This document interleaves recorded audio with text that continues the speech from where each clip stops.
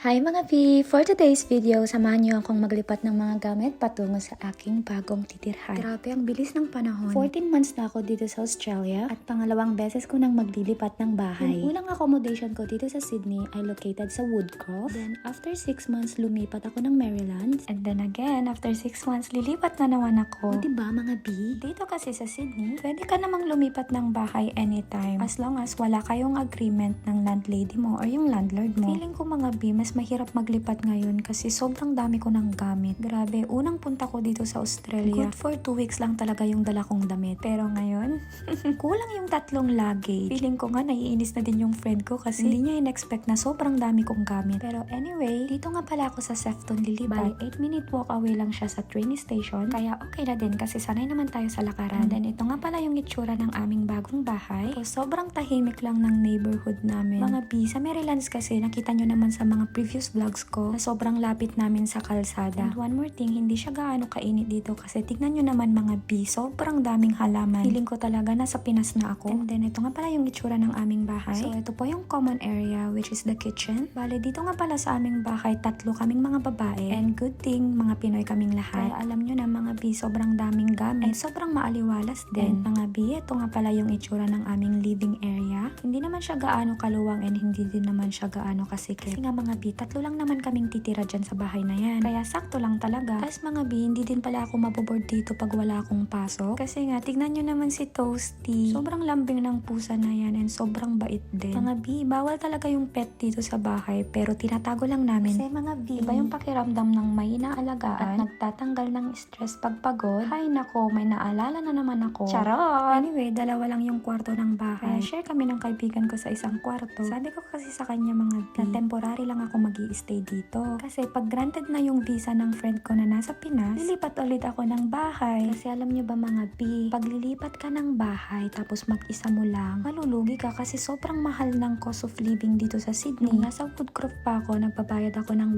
180 per week, rent including bills na yon. So, mura lang siya. Then sa Marylands naman, nagbabayad ako ng 125 per week, pero wala pa yung bills doon. Kaya parang pumapatak na 200 per week yung bills ko. Okay lang yon kasi sobrang lapit ko naman sa shopping center. Kaya sa mga nagbabalak po na mag-international student dito sa Sydney, piliin nyo pong mabuti kung saan kayo titira and kung accessible ba siya sa public transportation para diba mga B, hindi kayo mahirapan and along the way may mga makikilala naman kayong mga kaibigan nyo dito and then eventually magiging housemate nyo sila. Mas okay kasi mga B pagkasama nyo yung mga kaibigan nyo sa iisang bahay tapos pwede kayong maghati-hati sa mga expenses. O diba, para hindi nyo susuluhin lahat mga B. Sobrang taas ng cost of living dito sa Sydney. Pero syempre, depende naman sa inyo yan. Kailangan nyong magkasundo kung ano-ano yung mga items na bibilhin nyo. And kagandahan lang mga B, pag may ka-share kayo sa mga expenses, syempre, share na din kayo sa mga responsibilities. Halimbawa mga B, pagod na kayo sa work tapos pagdating nyo ng bahay wala kayong kakainin. Pero pag may kasama ka, pwede kayong mag-usap na take turns kayo sa mga pagluluto, paghuhugas, para kahit papano mga B, hindi na kayo masyadong mapapagod knowing na may nakahanda ng pagkain pagka-uwi nyo. Pero mga B, dapat magkasundo kayo ng kasama mo kasi I know may mga taong gahaman. Syempre mga B, hindi mawawala yung mga ganyang klaseng tao. Kaya kailangan nyo lang din talagang magtiwala at mag-usap ng masinsinan para in the long run walang mga tampuhan o kaya mga misunderstandings. Dapat mga B,